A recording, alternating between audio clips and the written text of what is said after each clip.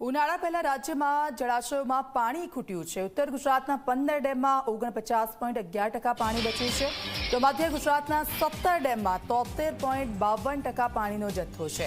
દક્ષિણ ગુજરાતના 13 ડેમોમાં 74.48% પાણી છે। કચ્છના 20 ડેમમાં 40.46% પાણી બચ્યું છે।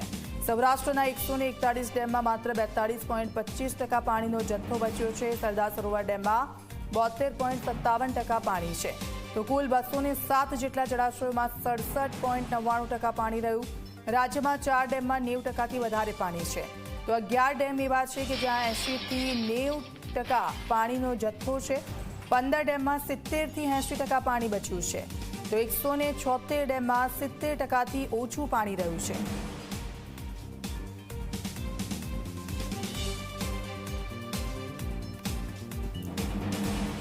તો કયા ડેમમાં કેટલો પાણીનો જથ્થો છે તેના પર પણ નજર કરી રહીએ।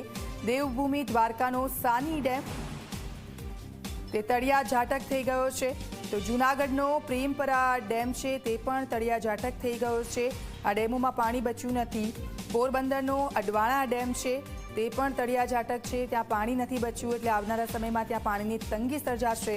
પોરબંદરનો અમીપુરા ડેમ છે તે પણ તળિયા ઝાટક છે, એટલે આ ડેમો એવા છે કે જ્યાં પાણીનો જથ્થો ખૂબ ઓછો છે।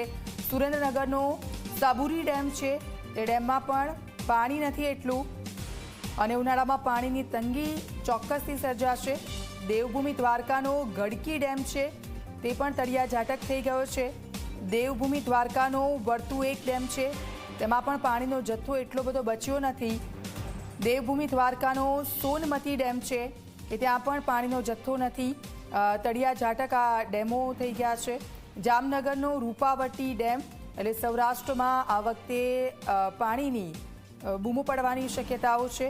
સુરેન્દ્રનગરનો મોરસલ ડેમ તે પણ તળિયા ઝાટક છે। ડેમોની શું સ્થિતિ છે, કેટલો જથ્થો છે, તો સૌરાષ્ટ્રના લગભગ જે ડેમો છે કે ત્યાં પાણી ખૂબ ઓછું છે। અને હવે દેવભૂમિ દ્વારકાનો કાબરકા ડેમ છે જ્યાં 5%થી પણ ઓછું પાણી છે। દેવભૂમિ દ્વારકાનો સિંઘણી ડેમ છે ત્યાં પણ એ જ પરિસ્થિતિ છે, 5%થી ઓછું પાણી છે। સુરેન્દ્રનગરનો નિંબાણી ડેમ ત્યાં પણ 5%થી ઓછું પાણી છે, અને રાજકોટનો ગોંડલી ડેમ ત્યાં પણ એ જ પરિસ્થિતિ જોવા મળી રહી છે, 5%થી ઓછું પાણી છે। હજુ તો ઉનાળો શરૂ નથી થયો ને આ સ્થિતિ। સુરેન્દ્રનગરનો લીમભોગાવો 1 ડેમ ત્યાં પણ એ જ પરિસ્થિતિ, 5%થી ઓછું પાણી। રાજકોટનો કબીર સરોવર ડેમ કે જ્યાં પણ પાણીનો જથ્થો ખૂબ ઓછો છે, 5%થી ઓછું પાણી છે।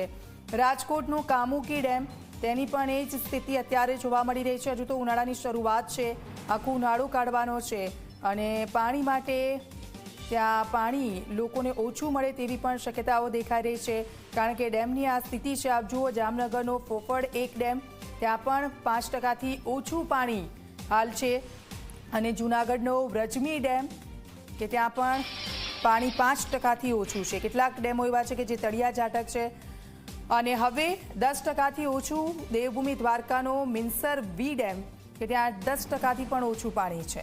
રાજકોટનો માલગઢ ડેમ તેની પણ આ સ્થિતિ છે, 10%થી ઓછું પાણી તેમાં બચ્યું છે, અને મોરબીનો ડેમી 2 ડેમ ત્યાં પણ આ જ પ્રકારની પરિસ્થિતિ જોવા મળી રહી છે।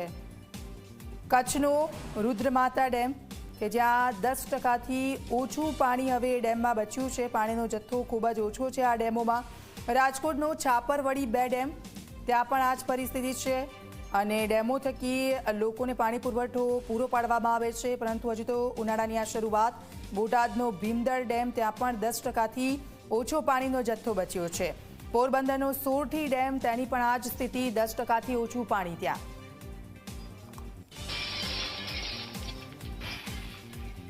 તો ઉનાળા પહેલા જ સૌરાષ્ટ્ર માટે આ ચિંતાના સમાચાર સામે આવ્યા છે। સૌરાષ્ટ્રને પાણી પૂરું પાડતા ડેમ તળિયા ઝાટક થઈ ગયા છે।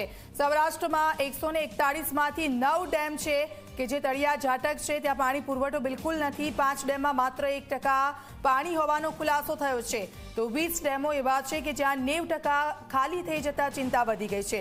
સૌરાષ્ટ્રના લોકોએ પાણી માટે નર્મદા આધારિત રહેવું પડશે। સરકાર સૌની યોજના મારફતે પાણી પુરવઠો પૂરો પાડશે।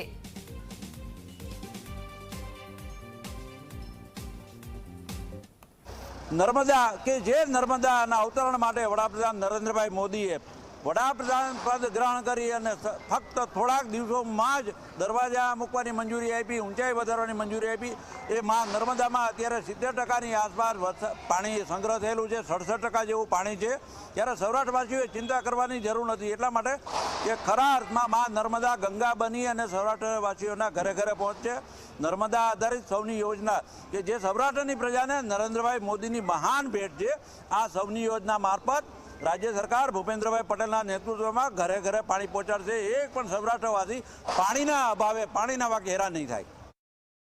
સૌરાષ્ટ્રમાં બધા ડેમો ડૂકી નથી રહ્યા, થોડાક ડેમો ડૂકી ગયા છે, પરંતુ એનો પણ રાજ્ય સરકારની પાસે ઉકેલ છે. એટલા માટે કે જ્યારે આપણી પાસે નર્મદા બંધ જેવો વિશાળ જળરાશિ ઉપલબ્ધ હોય, એ નર્મદામાં આજે 67% કરતાં પણ વધુ પાણી સંગ્રહ થયેલું છે.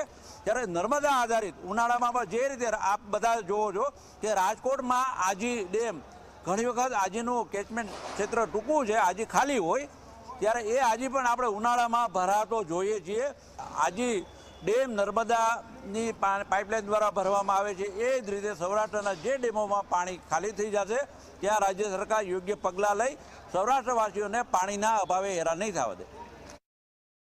સૌરાષ્ટ્રના ડેમની અંદર 20 જેટલા ડેમ ખાલી છે. ખરેખર કોઈ એની પાસે આયોજન પણ નથી. ખરેખર એના ગાર કાઢવા જોઈએ, ડેમની હાઇટ વધારવી જોઈએ અને નવા ડેમ બનાવવા જોઈએ, તો આ લોકોનો પાણીનો પ્રશ્ન હલ થઈ શકે એમ છે. અત્યારના રાજકોટની અંદર 1 થી 18 વોર્ડમાં પાણી હાવ પિચકારીના ધાર જેટલું પાણી આવે છે. પૂરો તમે ટેક્સ વસૂલો છો, પણ પાણીના નામે ભાજપની સરકાર તદંતરે નિષ્ફળ ગઈ છે. રાજકોટ શહેર કોંગ્રેસ દ્વારા પાણીના પ્રશ્ને જબરજસ્ત આંદોલન કરવામાં આવશે. જેને પાણી નથી મળતું તો અમારી કોંગ્રેસ કાર્યાલય અમારો સંપર્ક કરી શકે છે અને આવનારા દિવસોની અંદર પાણી માટે અમે સંઘર્ષ પણ કરવા તૈયાર છીએ.